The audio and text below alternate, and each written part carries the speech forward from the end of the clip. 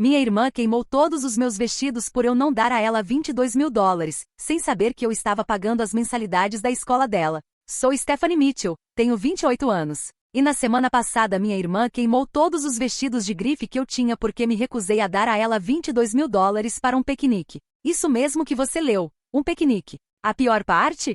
Ela não fazia ideia de que eu vinha pagando secretamente toda a mensalidade da faculdade dela há 3 anos. Quando você sacrifica tudo para criar sua irmã depois da morte dos seus pais, não espera gratidão, mas certamente também não espera incêndio criminoso. Às vezes, as pessoas que mais amamos são capazes das traições mais profundas. 10 anos atrás, quando eu tinha 18 anos e Kate apenas 10, nossos pais estavam voltando do jantar de aniversário de casamento quando um motorista bêbado bateu de frente com o carro deles. Eles morreram na hora. Um telefonema mudou tudo. Eu era caloura na faculdade, cheia de sonhos, estudar no exterior, entrar para uma irmandade, viver a experiência universitária completa. Em vez disso, me tornei a guardiã legal da minha irmã. Havia algum dinheiro do seguro de vida, mas não era nem de longe suficiente. A casa modesta dos nossos pais ainda tinha uma hipoteca, que consumiu a maior parte do que restou depois dos custos do funeral. Nosso único outro parente era a tia Margarete, irmã do meu pai, que morava do outro lado do país, no Oregon. Ela se ofereceu para ficar com Kate, mas eu não suportava a ideia de separar o pouco de família que ainda tínhamos.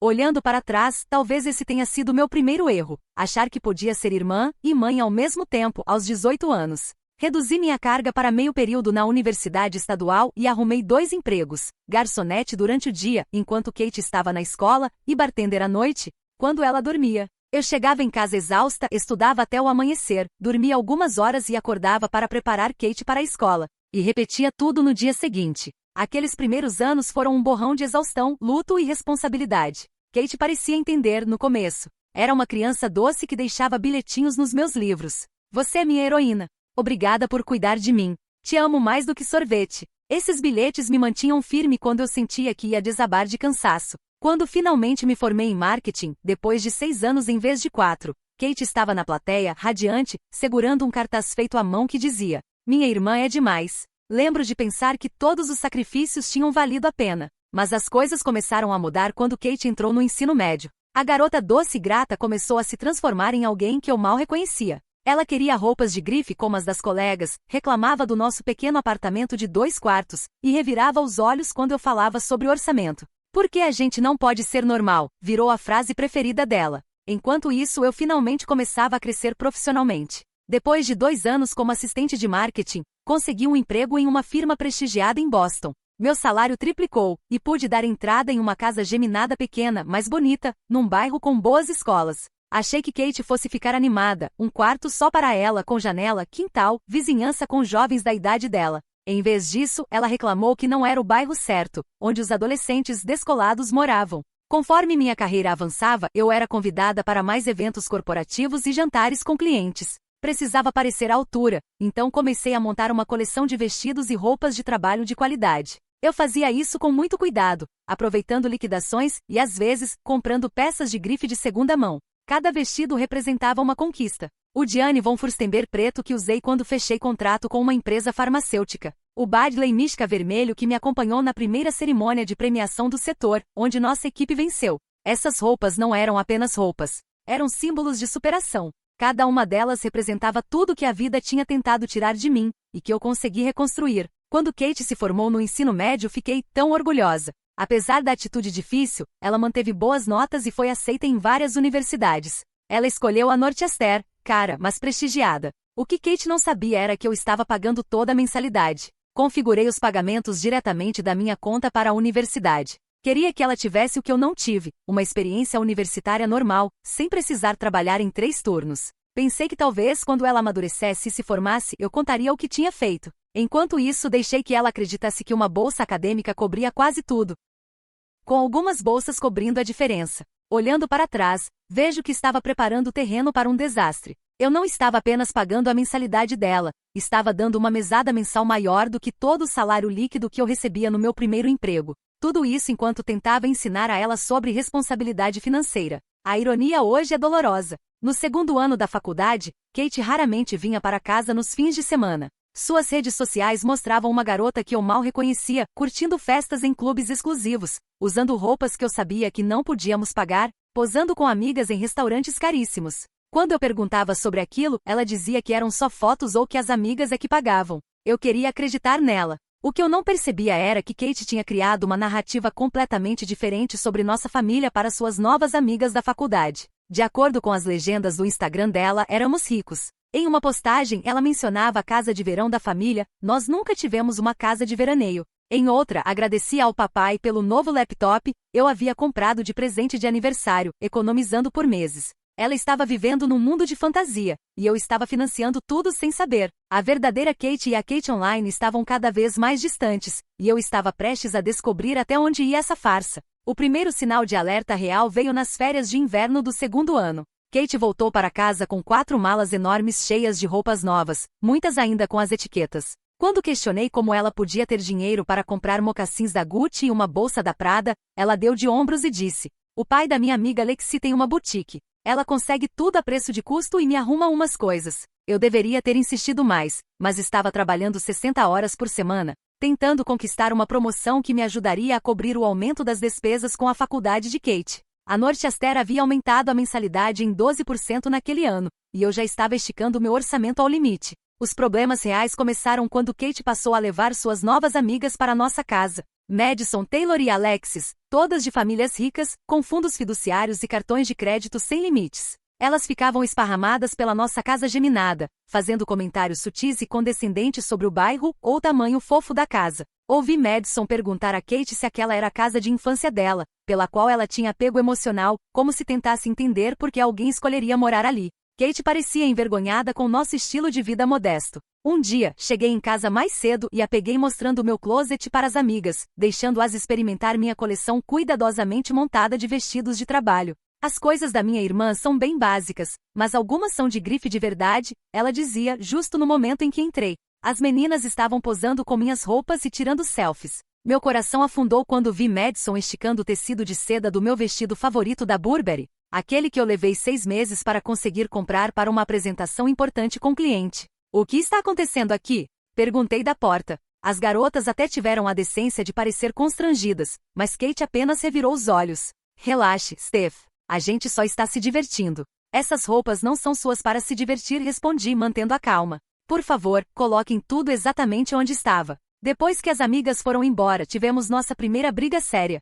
"Por que você é tão obcecada pelas suas roupas preciosas?" esbravejou Kate. "Nem são caras de verdade. A mãe da Madison compra roupa de grife de verdade para ela, não essas de outlet que você compra." Aquilo doeu. Primeiro, minhas roupas não são falsificadas.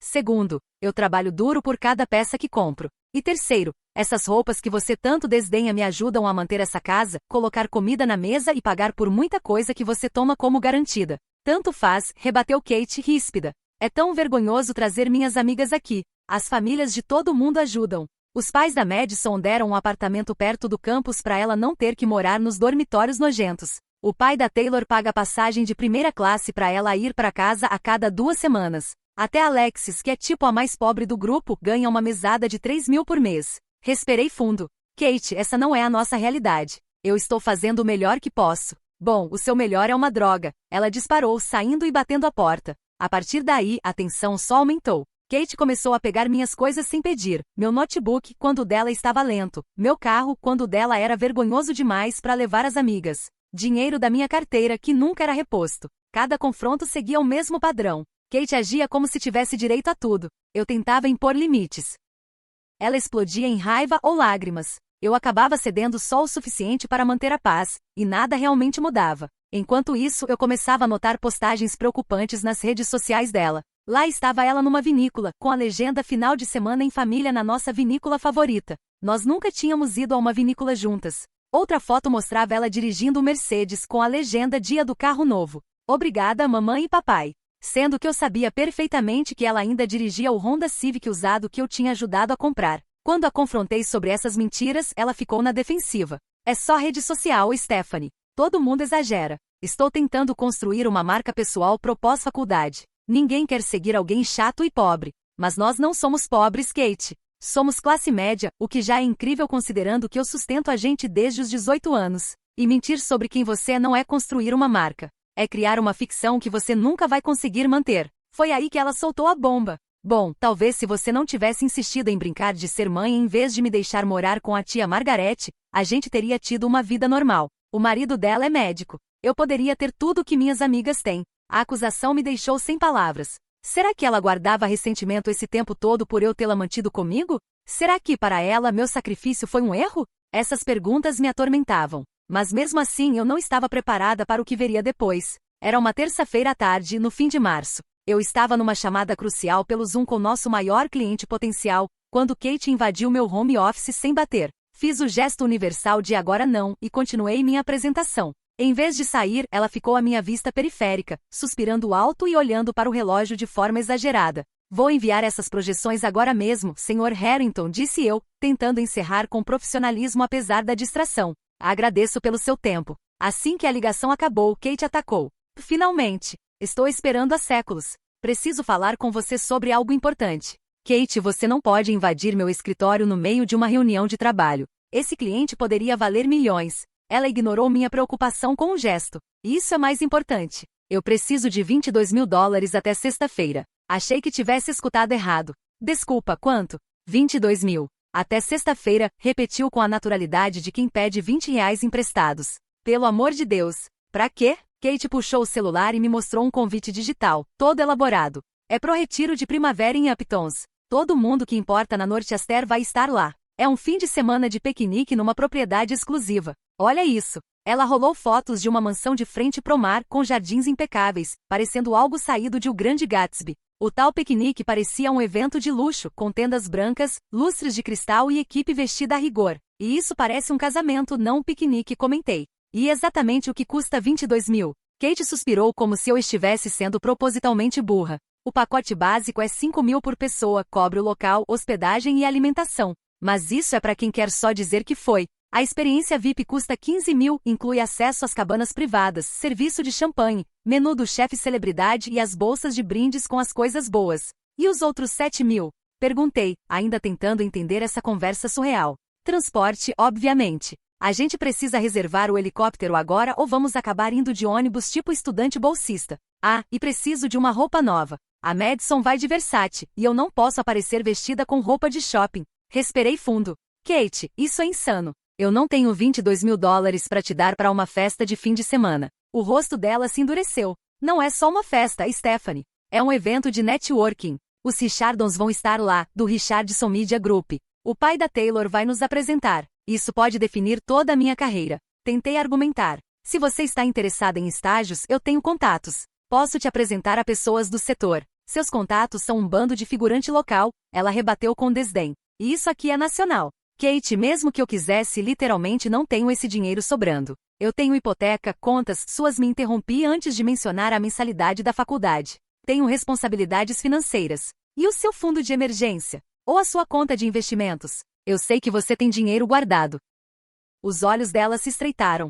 Ou você poderia vender alguns dos seus preciosos vestidos de grife. Não é como se você precisasse de 20 vestidos diferentes só para ficar em chamadas do Zoom o dia inteiro. Fiquei chocada com o cálculo dela, com o fato de ela claramente ter pensado nas minhas finanças e de onde poderia arrancar dinheiro. A resposta é não, Kate. Fico feliz em te ajudar a encontrar um estágio de verão pelos meios adequados, mas não vou financiar um final de semana de festa de $22.000. O rosto de Kate se contorceu de raiva. Você nunca apoiou os meus sonhos. Você só tem inveja porque eu tenho amigas de boas famílias enquanto você tá presa nessa casinha patética com esse seu emprego patético. Esse emprego patético paga por tudo que você tem, rebati, sentindo minha própria raiva crescer. E se as suas amigas de boas famílias esperam que você gaste $22.000 num piquenique, elas não são amigas que valem a pena. Você não entende nada do meu mundo, cuspiu Kate. Esse evento pode mudar a minha vida, mas você é egoísta demais para me ajudar. Você sempre teve raiva de mim por ter destruído sua experiência na faculdade.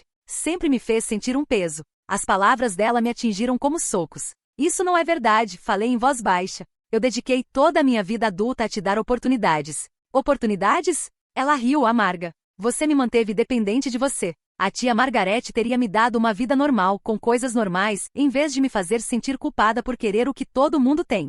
Senti uma raiva que nunca tinha sentido antes. Sai do meu escritório. Agora. Os olhos de Kate se arregalaram. Eu nunca tinha falado com ela daquele jeito. Então seu rosto endureceu.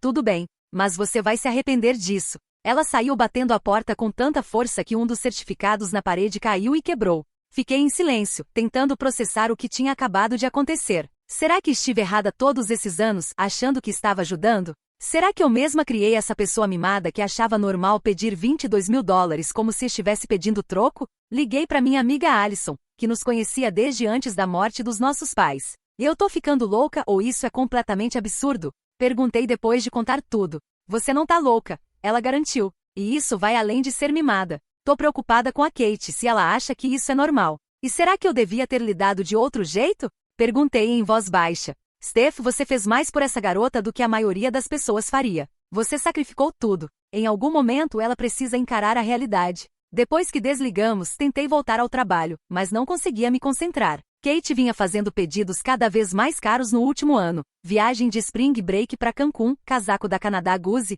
um MacBook Pro novo mesmo dela tendo só um ano de uso, mas isso agora era outro nível. Decidi tentar outra abordagem. Naquela noite bati na porta do quarto da Kate com uma oferta de paz, a comida favorita dela, de um delivery. Podemos conversar? Ela estava deitada na cama, digitando furiosamente no celular e nem levantou o olhar. A menos que você tenha mudado de ideia, não temos nada para conversar. Coloquei a comida na escrivaninha dela. Pensei que podíamos conversar sobre algumas alternativas. Talvez outro evento que seja mais acessível ou... Não tem alternativas, cortou ela. Ou você me ajuda ou não. E se não ajudar, eu vou saber exatamente onde estou com você. Kate, isso não é justo. Eu te ajudaria se pudesse, mas 22 mil dólares é. Poupa seu discurso, ela interrompeu de novo. Não quero ouvir desculpas. A mãe da Madison vai levar ela para comprar o look amanhã. O pai da Taylor já reservou o helicóptero. Até os pais da Alexis deram um jeito para ela ir. Você é a única sendo difícil. Tentei mais uma vez. Posso te dar 500 dólares para te ajudar a comprar uma roupa legal, se isso ajudar.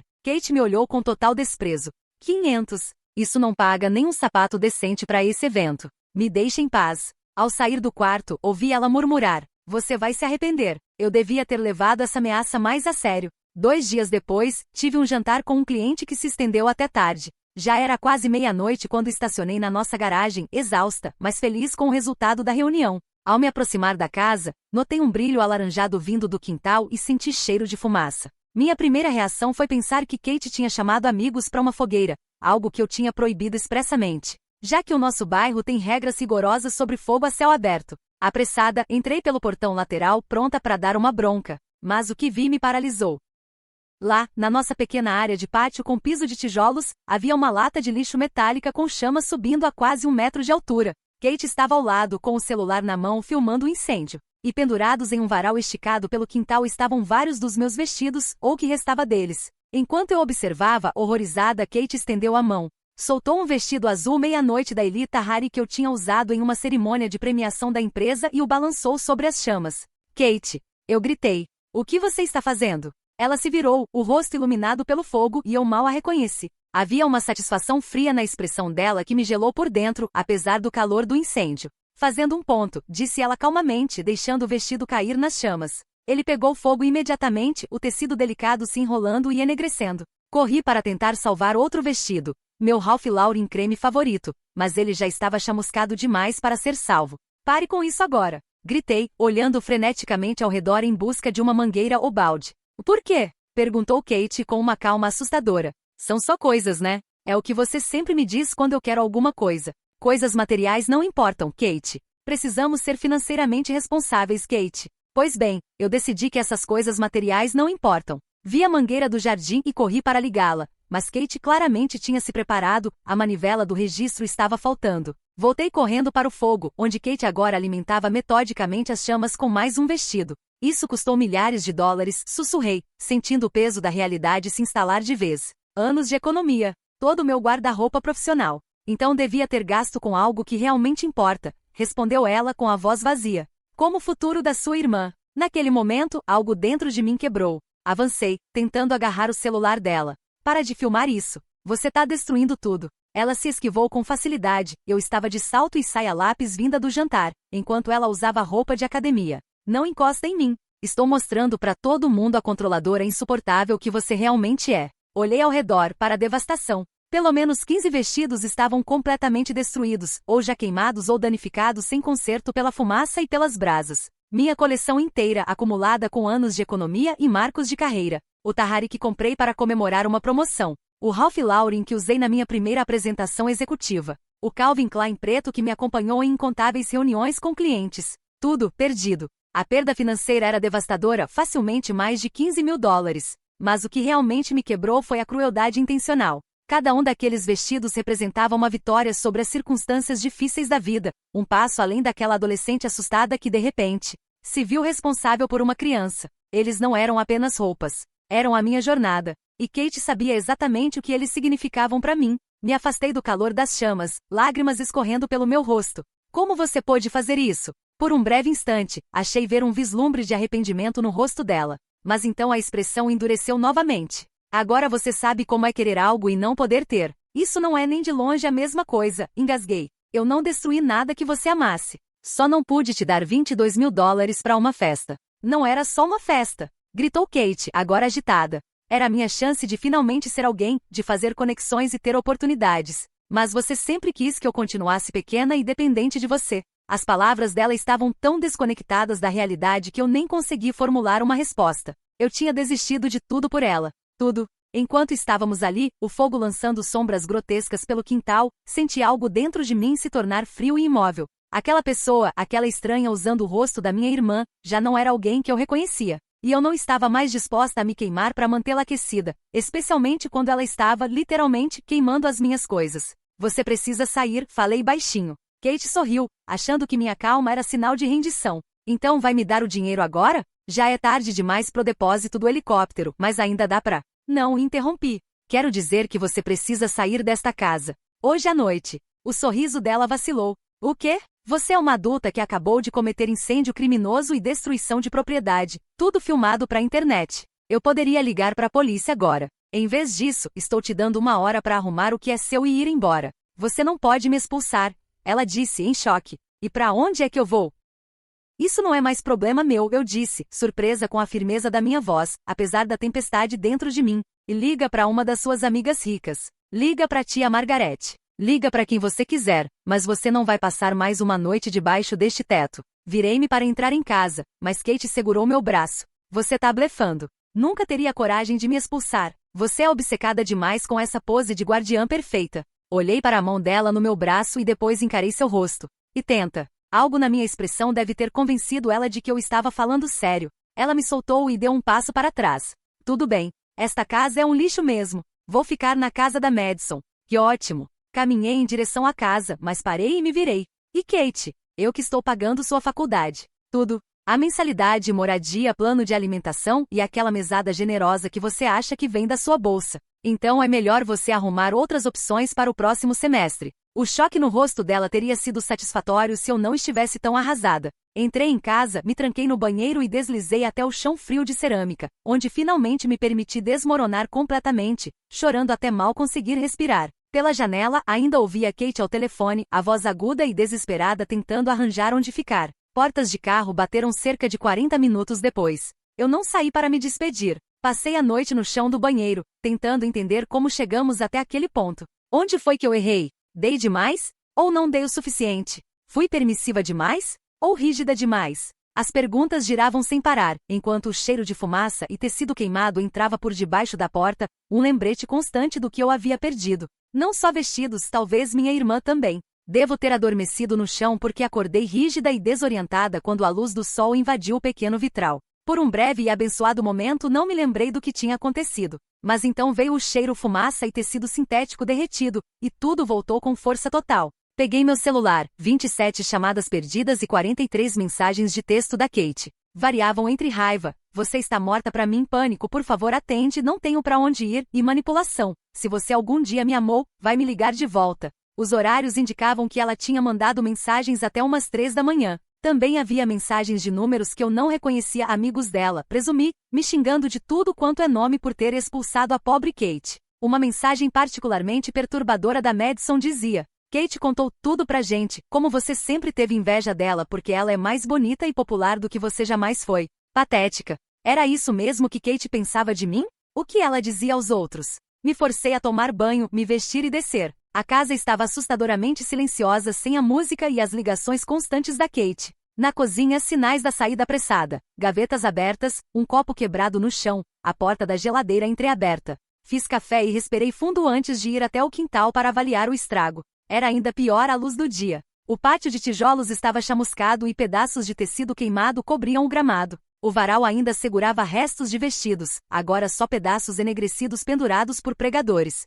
A lata de lixo metálica estava deformada pelo calor, com uma pilha de cinzas dentro. Mexi com um graveto, vendo fragmentos do que antes eram coisas lindas flutuarem no ar e depois assentarem de novo. Meu celular tocou. Era a Alison. Oi, vi suas mensagens. Você tá bem? Quer que eu vá até aí? Não estou bem, admiti, mas preciso resolver uma coisa primeiro. Posso te ligar depois? Desliguei e abri o notebook. Com mãos firmes, entrei na minha conta bancária e fui direto à seção de pagamentos automáticos. Lá estava, Northwestern University. Pagamento de mensalidade programado para a semana seguinte. US/cifrão 14.789 para o semestre. Com alguns cliques cancelei. Depois, procurei o número do setor de ajuda financeira da Northwestern e desquei. Aqui é Stephanie Mitchell, falei quando a atendente atendeu. Estou ligando sobre minha irmã, Catherine Mitchell. Eu estava pagando as mensalidades e despesas dela, mas quero informar que não serei mais responsável financeiramente pela educação dela a partir de agora. A mulher do outro lado foi profissional, mas compreensiva.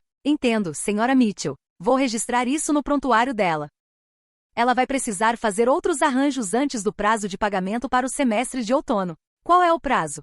Perguntei. 15 de julho para o semestre de outono, daqui a 3 meses. Tempo suficiente para Kate encontrar uma solução, mas não tanto que ela pudesse ignorar a realidade da situação. Obrigada, disse, e desliguei. Minha próxima ligação foi para a tia Margarete no Oregon. Não éramos próximas. Minha decisão de manter Kate comigo criou um distanciamento que nunca se curou completamente, mas ela precisava saber o que estava acontecendo. Stephanie, está tudo bem? A voz dela foi cautelosa. Raramente nos ligávamos. Na verdade, não respondi. Contei uma versão condensada dos últimos acontecimentos, tentando me ater aos fatos, não às emoções. Ela queimou suas roupas? Margarete parecia genuinamente chocada. Essa não parece a Kate que eu conheço. Nem a Kate que eu achava que conhecia, falei, a voz falhando. Houve uma longa pausa. Sempre achei que você assumiu responsabilidade demais, criando ela sozinha quando ainda era praticamente uma criança. Mas nunca duvidei de que você a amava. Eu amo, respondi. Por isso dói tanto. E onde ela está agora?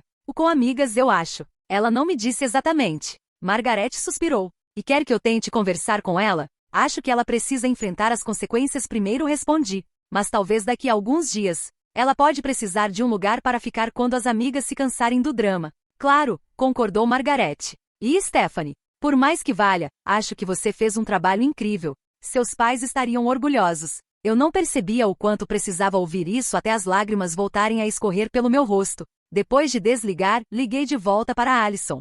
Posso ficar com você por alguns dias? Não consigo estar nesta casa agora. Já estou arrumando o quarto de hóspedes, respondeu ela sem hesitar. Arruma uma mala. Passo aí em 1 hora. Enquanto fazia a mala, meu celular não parava de vibrar com mensagens da Kate. Os pais da Madison não querem que eu fique aqui depois de hoje. Onde você quer que eu vá? Me responde. Você está arruinando a minha vida. Desativei as notificações. Antes de sair, fiz mais uma coisa. Reuni cópias impressas de todos os pagamentos de mensalidade, taxas de moradia e transferências da mesada que fiz para Kate nos últimos 3 anos. Quase US/cifrão 105 mil no total. Coloquei tudo em um envelope grande e deixei no balcão da cozinha, onde ela veria caso voltasse para casa. Em cima deixei um bilhete que dizia simplesmente: é com isso que gastei meu dinheiro em vez de tirar férias de luxo ou comprar uma casa maior. Sua educação foi minha prioridade. Agora precisa ser a sua. Tranquei a casa e fui embora sem saber quando estaria pronta para voltar. No apartamento da Alison, finalmente desabei de vez contando tudo, não só sobre o incêndio, mas sobre os anos de exigências crescentes.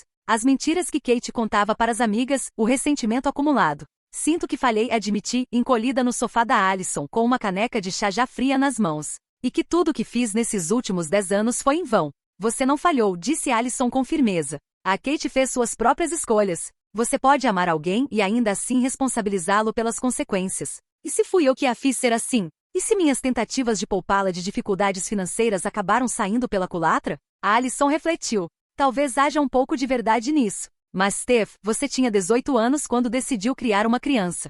Fez o melhor que pôde com o que sabia. E agora está fazendo a coisa certa ao se recusar a permitir um comportamento destrutivo. Assenti, mas a culpa e a tristeza ainda pareciam esmagadoras. Eu prometi aos nossos pais que cuidaria dela. Cuidar de alguém, apontou Alison, não é deixar essa pessoa te pisar. Às vezes, a coisa mais amorosa que você pode fazer é deixar alguém enfrentar as consequências naturais das próprias ações. Naquela noite, deitada no quarto de hóspedes da Alison, tomei uma decisão. Não procuraria Kate primeiro. Não a resgataria dessa situação. Pela primeira vez, ela teria que se virar sozinha. Foi a decisão mais difícil da minha vida. Mais difícil do que assumir a guarda da Kate. Mais difícil do que trabalhar em vários empregos enquanto estudava. Mais difícil do que todos os sacrifícios anteriores. Porque dessa vez eu estava escolhendo não me sacrificar. Eu estava escolhendo a mim mesma. E não fazia ideia se estava fazendo a coisa certa. A primeira semana na casa da Alison passou em um borrão. Trabalhei remotamente, fiz longas caminhadas pelo bairro para limpar a mente e dormi mais do que havia dormido em anos.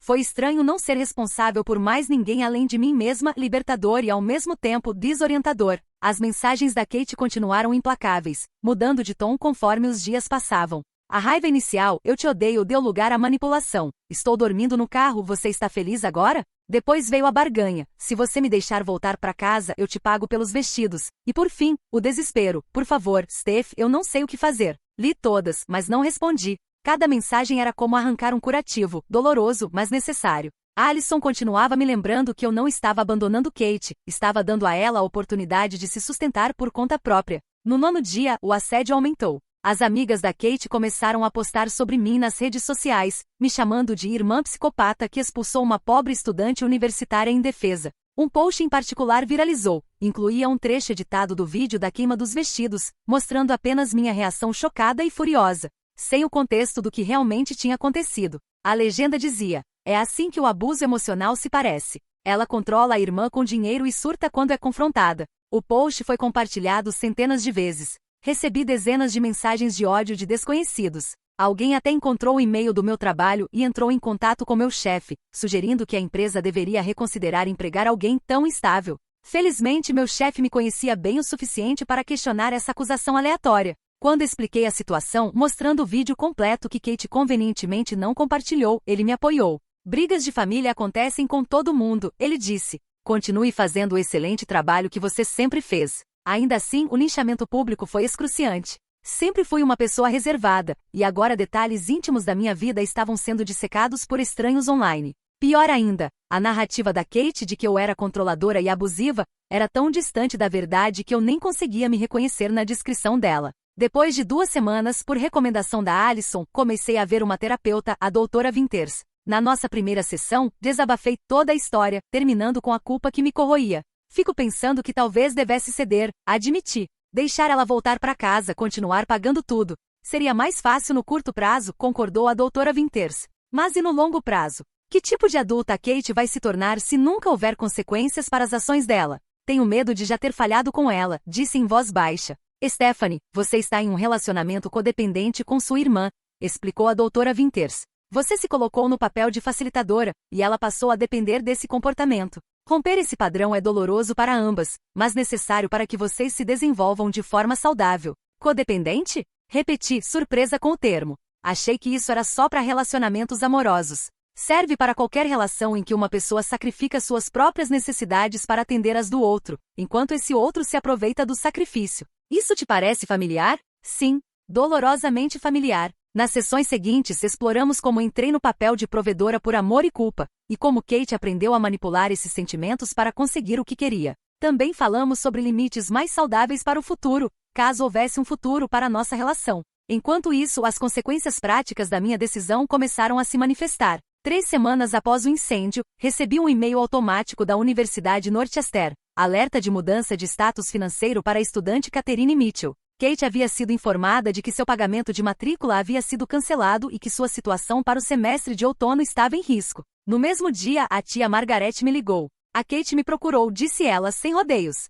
Queria saber se podia vir ficar comigo até a Stephanie se acalmar. E o que você disse? Perguntei, prendendo a respiração. Disse que ela pode vir, mas só se entender que isso não é férias. Ela vai ter que arrumar um emprego, ajudar nas despesas da casa e seguir nossas regras. E ela disse que ia pensar no assunto. Margaret fez uma pausa. Stephanie, também falei que viu o vídeo do que ela fez com suas roupas. O vídeo completo, não a versão editada que ela andou espalhando. Deixei claro que não aprovo esse tipo de comportamento, e que os pais dela também não aprovariam se estivessem aqui. Um nó se formou na minha garganta. Obrigada por isso. Ela precisa ouvir a verdade de alguém além de mim. Me arrependo de não ter sido mais presente todos esses anos.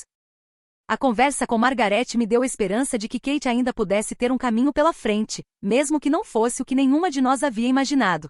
Semanas após o incidente, finalmente voltei para minha casa. Alison foi comigo para me dar apoio emocional. Eu meio que esperava encontrá-la destruída, mas tudo estava em sua maioria como eu havia deixado. O envelope com os documentos financeiros tinha sumido do balcão, mas não havia bilhete ou qualquer reconhecimento da Kate. O quintal ainda mostrava sinais do incêndio, tijolos queimados, manchas de grama morta onde as brasas caíram. Contratei uma empresa de limpeza profissional para remover o cheiro de fumaça dentro da casa e um jardineiro para restaurar o quintal. Apagar as evidências físicas ajudou, mas as cicatrizes emocionais ainda estavam expostas. 5 semanas depois, a campanha de assédio da Kate nas redes sociais parou de repente. As postagens das amigas sobre mim foram deletadas. Depois, soube por Margaret que Kate tentou morar com 3 amigas diferentes, desgastando a acolhida em cada uma quando ficou claro que ela esperava ser sustentada sem contribuir com nada. A realidade estava se impondo. 6 semanas após o incidente, recebi uma mensagem da Kate diferente de todas as outras.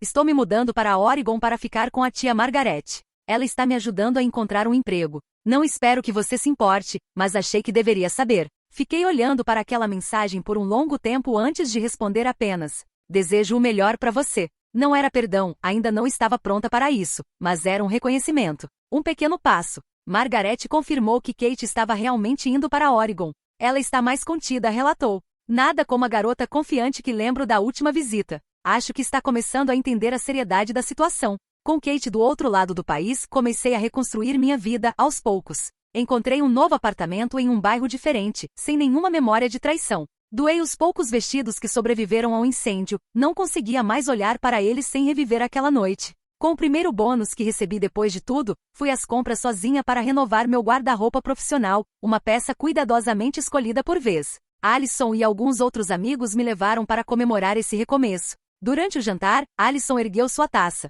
Um brinde a Stephanie, que sempre dá tanto de si para os outros, mas que agora está aprendendo a guardar um pouco para si mesma. Senti os olhos se encherem de lágrimas, mas não eram lágrimas apenas de tristeza. Pela primeira vez em meses, talvez anos, senti algo parecido com a esperança. Não por consertar o passado, mas por criar um futuro nos meus próprios termos. Naquela noite recebi um e-mail inesperado da conta universitária da Kate. O setor de auxílio financeiro disse que preciso preencher um formulário de verificação de independência porque não moro mais com você. Pode assinar o formulário confirmando que não está mais me sustentando? Está em anexo. Sem pedido de desculpas. Sem reconhecimento do que ela tinha feito. Apenas um pedido prático. Assinei o formulário e devolvi sem comentários. 2 dias depois, outro e-mail chegou e um pouco menos frio. Formulário recebido. Obrigada. Começo a faculdade comunitária aqui em setembro, se eu conseguir economizar o suficiente com meu trabalho até lá. Era progresso, eu supunha. Pelo menos ela estava pensando na própria educação de novo.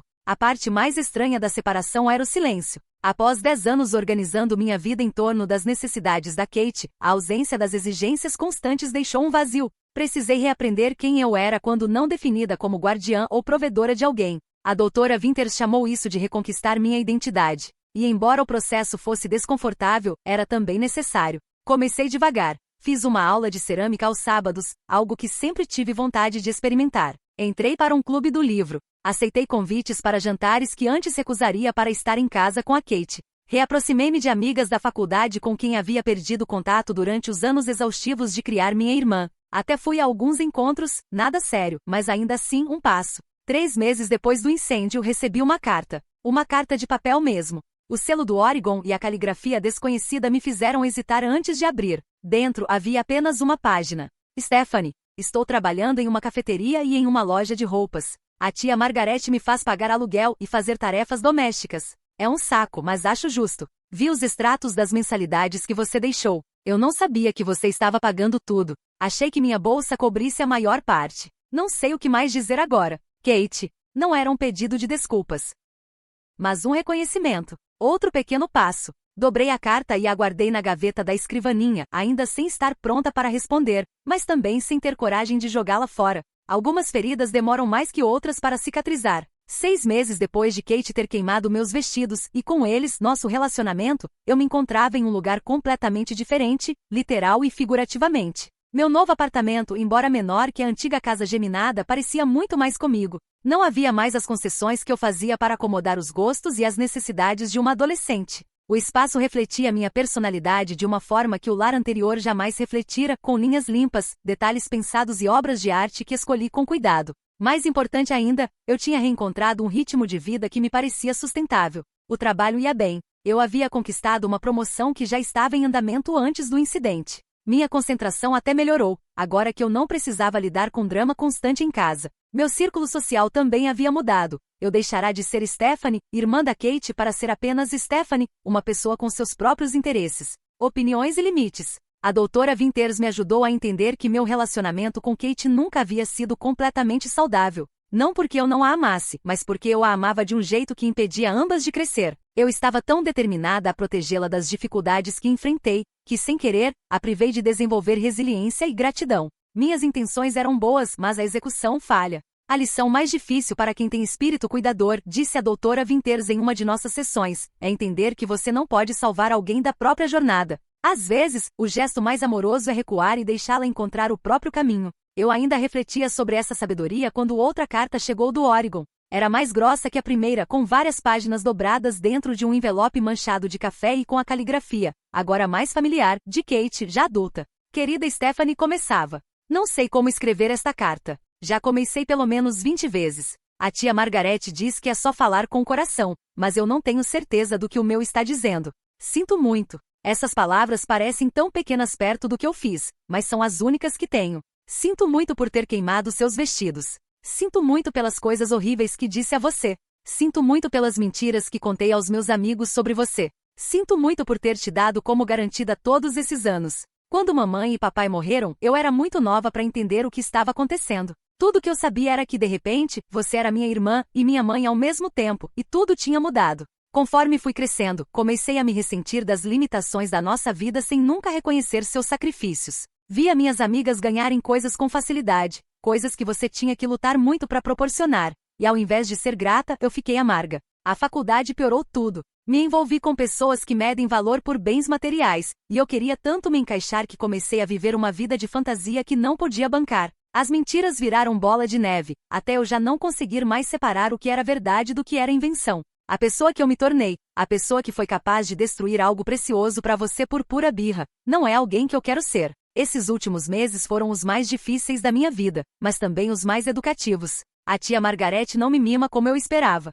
Trabalho 50 horas por semana entre 2 empregos, pago aluguel, compro minha própria comida e faço minha parte nas tarefas da casa. No começo fiquei com raiva, mas recentemente percebi algo. Pela primeira vez na vida, estou orgulhosa de mim mesma. Não porque alguém me deu algo, mas porque eu conquistei. Estou economizando para fazer faculdade comunitária. Não é a Northwestern, mas talvez isso seja bom. Preciso encontrar meu próprio caminho, não um que pareça impressionante para os outros. A Margaret disse que vai me ajudar com os livros se eu mantiver uma média B. Não espero perdão. O que eu fiz é imperdoável. Mas queria que você soubesse que estou tentando me tornar alguém melhor do que a pessoa que te feriu tanto. Com amor e o mais profundo arrependimento. Kate. Li a carta 3 vezes com lágrimas escorrendo pelo rosto. Não por causa do pedido de desculpas, embora já fosse mais do que eu esperava, mas porque pude ouvir nela uma maturidade que nunca tinha visto antes nas palavras da Kate. A garota mimada que exigia contrabarra cifrão 22.000 para uma festa de fim de semana estava começando a se transformar numa jovem mulher que entendia o valor do trabalho e da autossuficiência. Não respondi imediatamente. Em vez disso, levei a carta para minha próxima sessão com a doutora Winters. O que você está sentindo? Perguntou ela depois de ler a carta. Alívio, admiti. E tristeza. E um pouquinho de esperança. Mas também cautela. Palavras são fáceis. Mudança é difícil. Muito verdade, concordou a doutora Winters. Como você imagina um relacionamento saudável com a Kate agora? Pensei com cuidado antes de responder. Um com limites. Um em que eu possa ser irmã dela, não provedora ou facilitadora. Um em que ambas reconheçamos o passado, mas não sejamos definidas por ele. Parece um ótimo ponto de partida, ela disse. Lembre-se, reconciliação é um processo, não um evento. Uma semana depois, finalmente respondi a Kate. Querida Kate, obrigada pela sua carta. O pedido de desculpa significa muito para mim, mas o que significa ainda mais é ver você assumindo responsabilidade pela sua vida. Estou orgulhosa de você por estar trabalhando duro e economizando para a faculdade. A verdade é que eu também cometi erros. Achei que estava te protegendo ao te poupar da realidade financeira, mas acabei impedindo que você desenvolvesse justamente as habilidades de que precisava. Eu queria tanto te dar a vida normal que nossos pais teriam proporcionado, que perdi de vista o que você realmente precisava, aprender a se sustentar sozinha. Não estou pronta para que voltemos ao que éramos antes. Acho que isso não seria saudável para nenhuma de nós. Mas estou pronta para começarmos a construir algo novo, uma relação entre duas irmãs adultas, que respeitam os limites uma da outra. Estive pensando sobre sua educação. Acredito nela tanto quanto sempre acreditei. Então queria te propor algo. Para cada dólar que você economizar para a faculdade comunitária, eu vou igualar com outro. Não como caridade, mas como um investimento no seu futuro, um futuro no qual você também está investindo. Isso não é ilimitado. Vou definir um teto de contra/cifrão 5.000 por ano, e é condicionado à manutenção de boas notas. Mas é uma forma de apoiar seus esforços sem incentivar a dependência. Me avise o que acha dessa proposta. Sem pressão para aceitar. Com carinho, Stephanie. A resposta de Kate veio por e-mail poucos dias depois. Stephanie, eu não mereço sua generosidade, mas aceito sua oferta com gratidão. Vou fazer com que você tenha orgulho de onde seu investimento vai parar. Já economizei contra/cifrão 1.200. E fui promovida a gerente de turno na cafeteria. Não é muito, mas é um começo. Obrigada por não ter desistido completamente de mim. Com amor, Kate. Nos meses seguintes, estabelecemos um novo padrão de comunicação, e-mails, ligações ocasionais, até videochamadas em que compartilhávamos com cautela detalhes das nossas vidas separadas. As conversas às vezes eram estranhas, outras vezes hesitantes, mas sempre honestas de um jeito que nunca tinham sido antes. Kate cumpriu o que prometeu, trabalhou e economizou com dedicação. Matriculou-se na faculdade comunitária para o semestre da primavera, cursando administração de empresas. Quando me enviou o primeiro recibo de matrícula para o programa de correspondência, senti uma mistura complexa de emoções, orgulho pela iniciativa dela, satisfação por poder apoiá-la de uma forma mais equilibrada e um reconhecimento agridoce de como tudo poderia ter sido diferente se tivéssemos encontrado esse equilíbrio antes. Um ano após o incidente da queima dos vestidos, convidei Kate para me visitar em Boston durante o recesso de primavera. Ambas encaramos a visita com apreensão, mas ela acabou sendo melhor do que esperávamos. Houve momentos difíceis, claro, passar pela antiga casa que eu já havia vendido, menções a conhecidos em comum que tinham tomado partido durante o afastamento. Mas também houve momentos bons. Risadas sinceras, conversas verdadeiras, pequenos passos rumo à cura. Na última noite em Boston, Kate me entregou uma caixinha de presente. Dentro, havia um colar simples de prata com 2 círculos entrelaçados. Não é caro, disse rapidamente. A comprei com meu próprio dinheiro. A vendedora disse que simboliza como 2 vidas podem estar conectadas, mas ainda assim serem independentes. Prendi o colar ao pescoço, tocada pelo simbolismo. É perfeito. Mais tarde, naquela noite, depois que Kate já tinha ido dormir no quarto de hóspedes, sentei-me sozinha refletindo sobre nossa trajetória. A dor daquela noite em que tudo queimou sempre faria parte da nossa história. Mas agora, não era a história toda. Das cinzas, algo novo, e talvez mais forte, estava surgindo. Uma relação baseada em respeito mútuo, não em obrigação ou dependência. Aprendi que amar alguém não significa se sacrificar no altar das necessidades dele. Que ter limites não é egoísmo, é essencial para relações saudáveis. E que às vezes as decisões mais difíceis são também as mais certas, mesmo quando partem o nosso coração no momento.